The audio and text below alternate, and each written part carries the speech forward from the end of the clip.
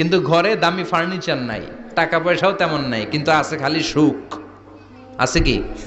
যেটা টাকা দিয়ে কিনা যায়, টাকা দিয়ে বাড়ি কিনা যায়, গাড়ি কিনা যায়, সুখ কিনা যায় নাকি?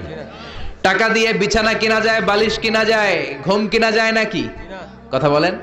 এজন্য সুখ দেওয়ার মালিক কে? সুখ পাওয়া যায় না। সুখ দেওয়ার মালিক একজন, তিনি কে? মা এসা একমাত্র কুমারী বউ, আদর করে তিনি ডাকতেন হুমায়রা, আবার মাঝে মাঝে ডাকতেন ইয়া আইশু। আয়েশা না, আয়েশু, সংক্ষেপ। এত ভালোবাসতেন মা আয়েশাকে। মা আয়েশা গ্লাসের যেই জায়গা দিয়ে পানি খেতেন, বিশ্বনবী ওই জায়গায় মুখ লাগিয়ে পানি খেত। মা আয়েশা গোশতকে হাড্ডি ফেলে দিলে বিশ্বনবী ওই হাড্ডিটা নিয়ে চষতে শুরু করে দিত। সুবহানাল্লাহ। এক বালতি থেকে পানি নিয়ে দুইজনে গোসল করত।